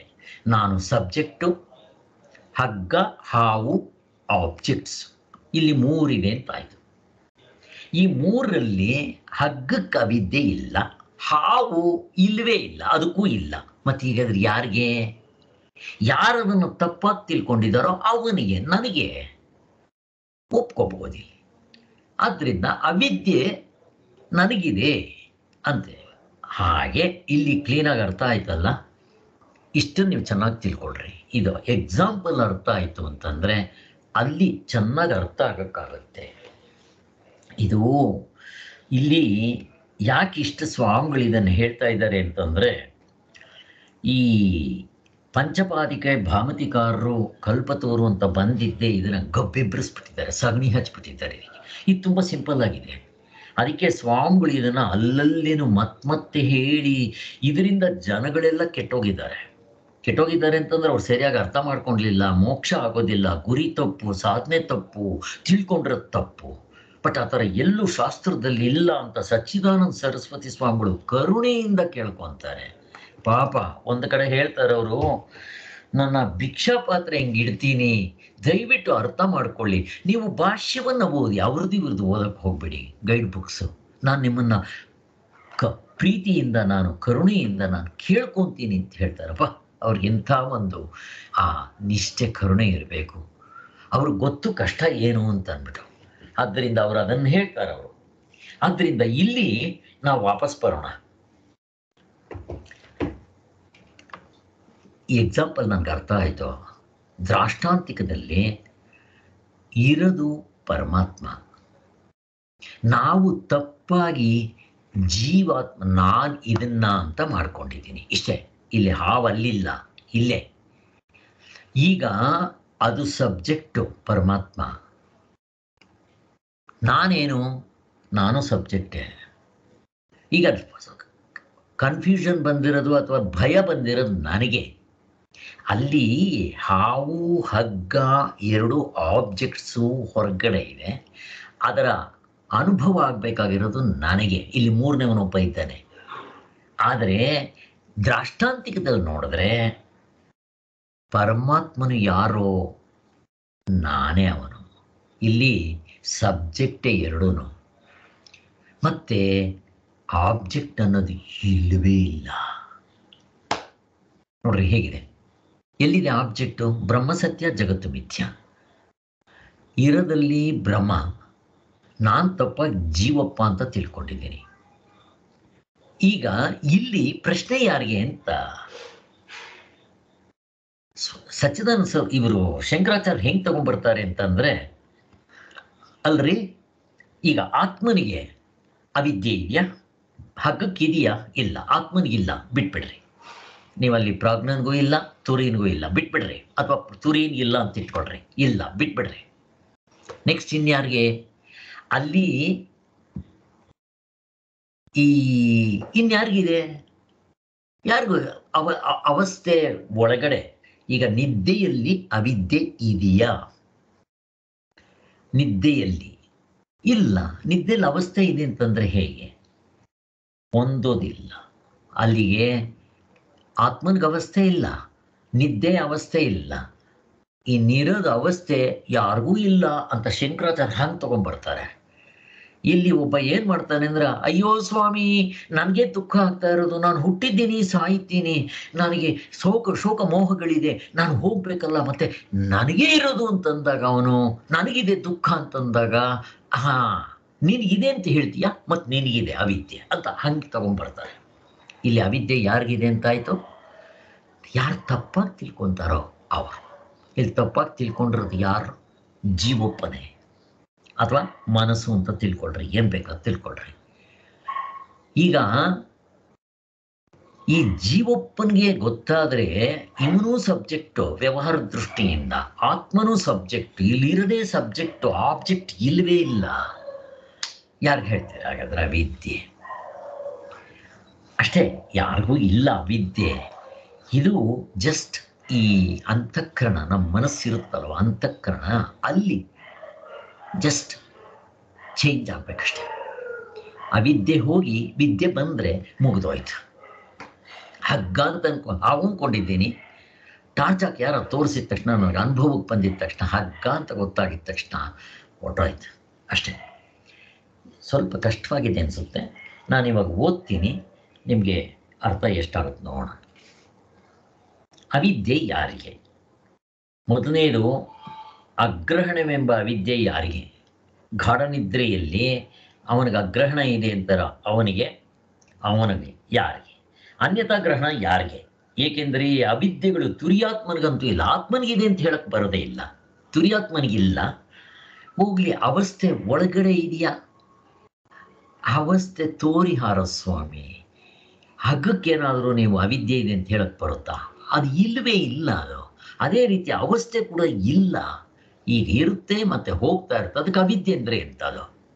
ಮತ್ತೆ ಪರಮಾತ್ಮನಿಗಂತೂ ಅವಿದ್ಯೆ ಇಲ್ಲವೇ ಇಲ್ಲ. ಯಾಕೆಂದರೆ ಬ್ರಹ್ಮ ಸತ್ಯ, ಜಗತ್ತು ಮಿಥ್ಯ, ಬ್ರಹ್ಮ ಒಬ್ಬನೇ ಇರೋದು. ಅವನಿಗೆಂಥದ್ದು ಅವಿದ್ಯೆ? ಅಲ್ಲಿ ಎರಡನೇ ವಸ್ತುನೇ ಇಲ್ಲದೆ ಇದ್ರೆ ಅವಿದ್ಯೆ ಯಾರಿಗೆ ಹೇಳ್ತೀರಾ ಅಂತ ಒಂದು ಪ್ರಶ್ನೆ ಬರುತ್ತೆ.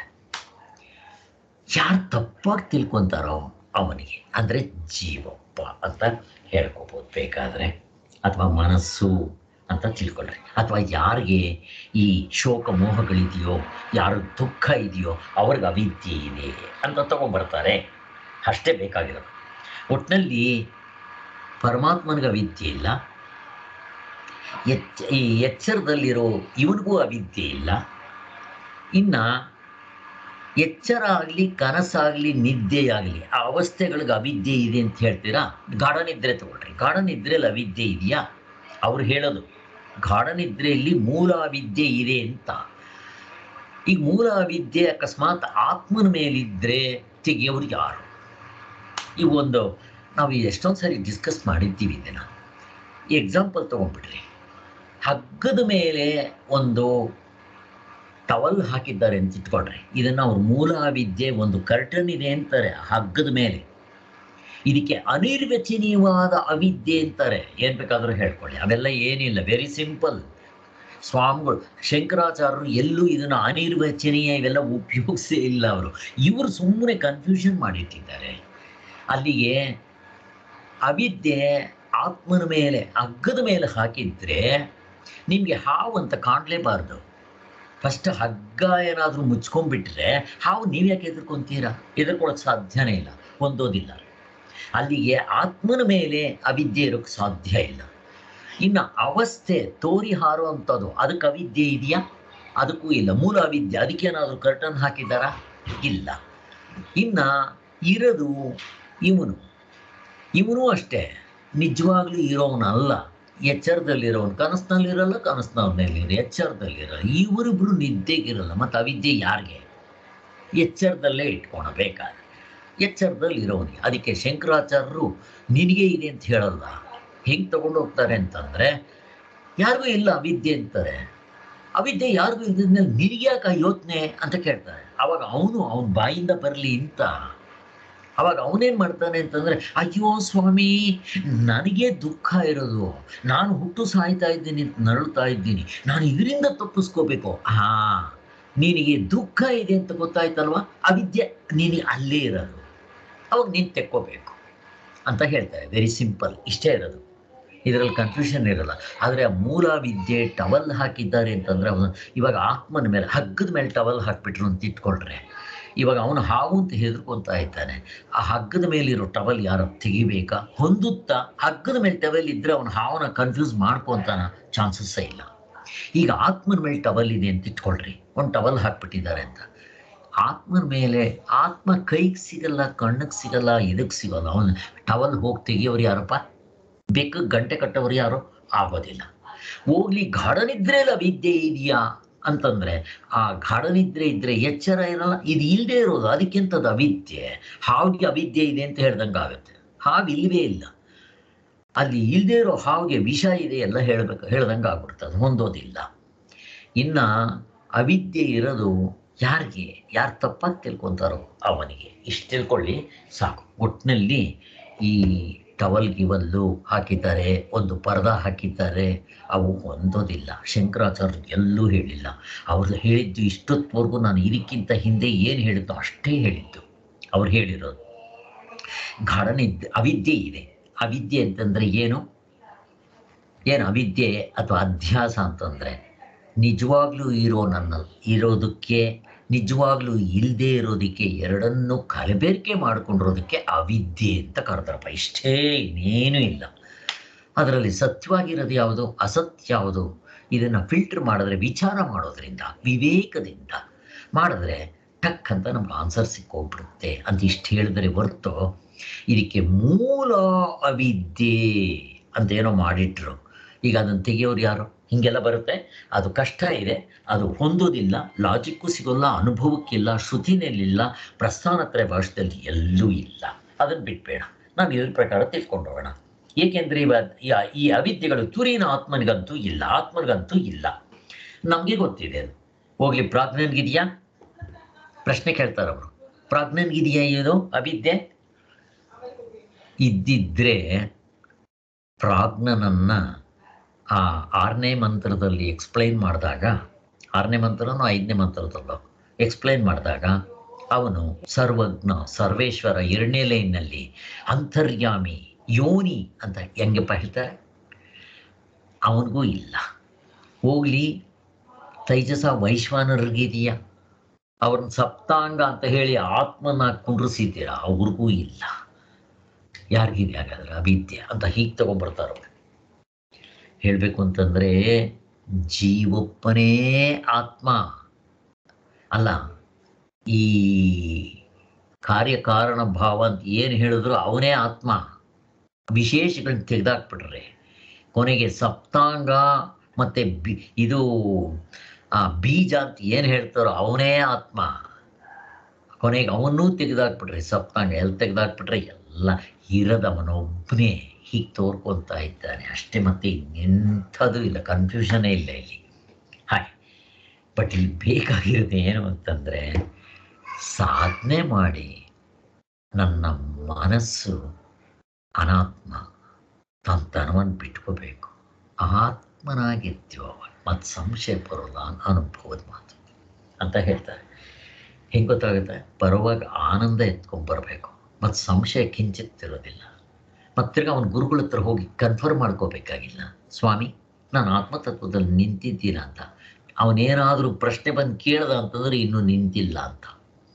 ಹಾಗೆ ಹಗ್ಗ ಅಂತ ಕಂಡವನು ಮತ್ತೆ ಬಂದಿದೆ, ಸ್ವಾಮಿ ನನಗಿವಾಗ ಹಗ್ಗನ ಕಂಡಿದ್ದೀನಿ, ನನಗಿನ್ನೂ ಸ್ವಲ್ಪ ಭಯ ಇದೆ, ನೀವೊಂದು ಸಾರಿ ನೋಡಿ ಕನ್ಫರ್ಮ್ ಮಾಡಿ ಸ್ವಾಮಿ ಅಂದರೆ, ದಡ್ಡ ನೀನಿನ್ನೂ ಹಗ್ಗವನ್ನು ನೋಡಿಲ್ಲ ಅಂತಾರಲ್ವ, ಹಂಗಾಗ್ಬಿಡುತ್ತೆ. ನೀವು ಇದು ಪಂಚಕೋಶ ವಿವೇಕದಲ್ಲಿ ನೋಡ್ರಿ, ಆ ಎರಡನೇ ಇದರಲ್ಲಿ ಶಿಕ್ಷಾವಲ್ಲಿ ಮತ್ತು ಇನ್ನೊಂದು ಎರಡನೇ ಮಧ್ಯದ್ದು ವಲ್ಲಿ, ಏನು ವಲ್ಲಿ ಅದು? ಶಿಕ್ಷಾವಲ್ಲಿ, ಆಮೇಲೆ ಭೃಗು ಮತ್ತು ಅವರಿಬ್ಬರದು ವಲ್ಲಿ ಅಂತ ಹೇಳ್ತಾರೆ ಅದನ್ನು. ಅಲ್ಲಿ ಭೃಗುವಲ್ಲಿ, ಆ ಭೃಗುವಲ್ಲಿನಲ್ಲಿ ಅನ್ನಮಯ ಕೋಶ ಅವನು ಎಕ್ಸ್ಪ್ಲೇನ್ ಮಾಡ್ತಾನೆ. ಹೋಗಿ ಧ್ಯಾನ ಮಾಡೋಗು ಅಂತ ಹೇಳ್ತಾನೆ ಅವನು. ಅವಾಗ ಹೋಗ್ತಾನೆ, ಧ್ಯಾನ ಮಾಡ್ತಾನೆ. ಮಾಡಿಬಿಟ್ಟು ಅನ್ನಮಯ ಕೋಶ ನಾನೇ ಹೇಗಾಗ್ತೀನಿ, ನನ್ನ ನಿಜವಾದ ಸ್ವರೂಪ ಅದಲ್ಲ, ಯಾಕೆ ಸತ್ತೋಗ್ಬಿಟ್ರೆ ಅದಿರಲ್ಲ ಅಂತಾನೆ. ಮತ್ತು ಹೋಗ್ತಿರೋ ಧ್ಯಾನ ಮಾಡು ಅಂತಾರೆ. ಹಿಂದಿನ ಕಾಲದ ಸ್ಪೂನ್ ಫೀಡಿಂಗ್ ಇರಲಿಲ್ಲ ಸ್ವಾಮಿ, ಇವಾಗೆ ಎಲ್ಲ ಈ ಥರ ಹೇಳೋದು, ಅವರೇ ಕಂಡ್ಕೋಬೇಕು. ತಿರ್ಗಾ ಹೋಗ್ತಾನೆ, ಕೂತ್ಕೊಂಡು ತಪಸ್ ಮಾಡ್ತಾನೆ ಅವನು. ಪ್ರತಿಯೊಂದರಲ್ಲೂ ಹೇಳ್ತಾರೆ ಹೋಗಿ ತಪಸ್ ಮಾಡೋಗು ಅಂತ. ಅವನು ತಪಸ್ ಮಾಡ್ತಾನೆ. ತಪಸ್ ಅಂದರೆ ಅವ್ನಿಗೆ ಗೊತ್ತಿರಬೇಕು. ಮತ್ತು ತಿರ್ಗಾ ಅವನು ಎಲ್ಲ ಗೊತ್ತಿರುತ್ತೆ. ಅವ್ರು ಪಾಪ ಶಾಸ್ತ್ರಗಳು ಚೆನ್ನಾಗಿ ತಿಳ್ಕೊಂಡಿರ್ತಾರೆ. ಇದು ಶುದ್ಧವಾಗಿರೋ ಅಂತಃಕರಣದವ್ರಿಗೆ ಹೇಳೋದು, ಯಾರಿಗೆ ಸಿಕ್ಕಿದ್ರೆ ಅವ್ರಿಗೆಲ್ಲ. ಕೊನೆಗೆ ಹೋಗಿ ಕೂತ್ಕೊಂಡಿದ್ದೆ, ಅವನಿಗೆ ಗೊತ್ತಾಗುತ್ತೆ, ಅರೆ ಈ ಶರೀರ ಇರಬೇಕಾದ್ರೆ ಪ್ರಾಣ ಮುಖ್ಯ, ಪ್ರಾಣ ಇದ್ರೇ ಇದಕ್ಕೆ ಬೆಲೆ, ಪ್ರಾಣ ಎಲ್ಲ ಅಂದರೆ ತೊಗೊಂಡೋಗಿ ಸುಟ್ಟಾಕ್ಬಿಡ್ತಾನೆ. ತಿರ್ಗಾ ವಾಪಸ್ ಬಂದಿದ್ದೆ, ಅವನು ಕೇಳ್ತಾನೆ ಯಾಕೆ, ಅವನಿಗೆ ಇನ್ನೂ ಕನ್ಫರ್ಮೇಷನ್ ಆಗಿಲ್ಲ. ಸ್ವಾಮಿ ಪ್ರಾಣನೇ ಆತ್ಮ, ಪ್ರಾಣನೇ ಮುಖ್ಯ ಅಂತ ಹೇಳ್ತಾನೆ.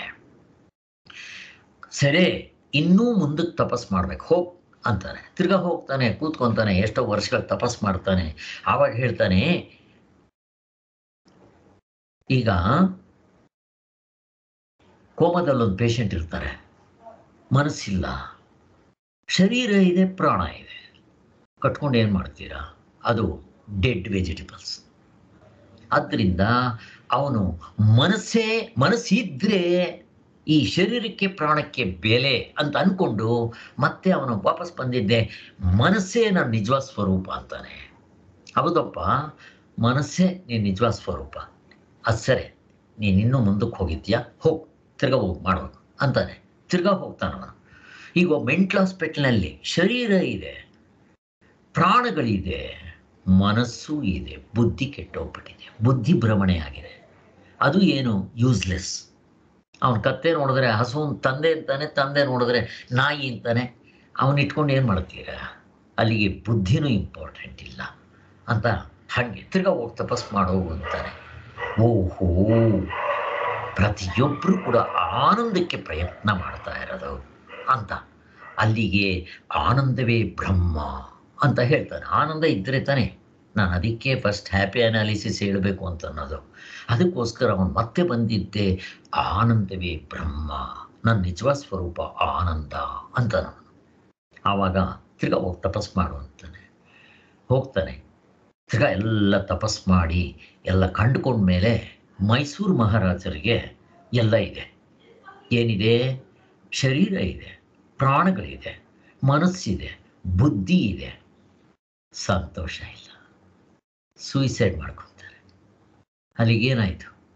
ಸೂಯಿಸೈಡ್ ಮಾಡ್ಕೋಬೇಕಾದ್ರೆ ಎಲ್ಲದಕ್ಕಿಂತ ಇಂಪಾರ್ಟೆಂಟು ಆನಂದ ಇರಬೇಕು.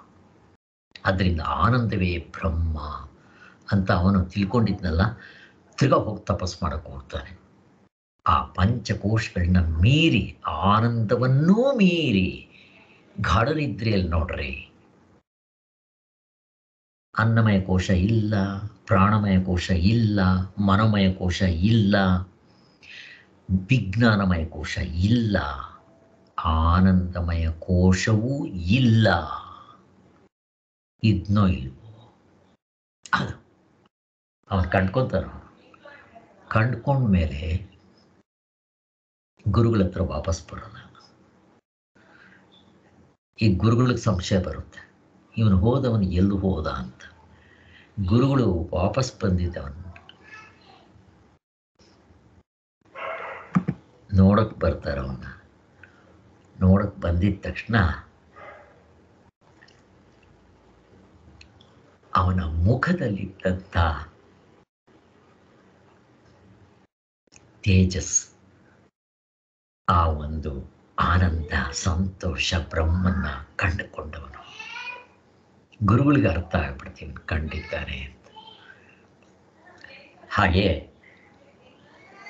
ನಾವು ಆತ್ಮನ ಕಂಡ್ರೆ ಯಾರನ್ನೂ ಕೇಳಬೇಕಾಗಿಲ್ಲ, ಹಗ್ಗನ ಕಂಡ್ರೆ ಯಾರನ್ನೂ ನಾನು ಕನ್ಫರ್ಮ್ ಮಾಡ್ಕೋಬೇಕಾಗಿಲ್ಲ, ನಮಗೆ ಗೊತ್ತಾಗತ್ತೆ ಅಂತ. ಸೊ ನಾವು ಹೀಗೆ ವಿಚಾರ ಸಾಧನೆ ಮಾಡ್ತಾ ಹೋಗಬೇಕು ಅಂತ ಹೇಳ್ತಾರೆ. ಅಲ್ಲಿಗೆ ಇಲ್ಲಿಗೆ ನಿಲ್ಲಿಸಿರ್ತೀನಿ ನಾನು. ನಾಳೆ ಇದ್ರ ವಿಚಾರ ನೋಡ್ತಾ ಹೋಗೋಣ.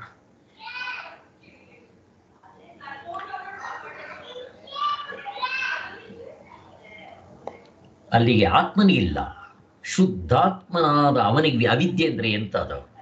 ಅವನ ಡೆಫಿನೇಷನ್ ಏನು? ನಿತ್ಯ ಶುದ್ಧ ಬುದ್ಧ ಮುಕ್ತ ಸ್ವರೂಪನು.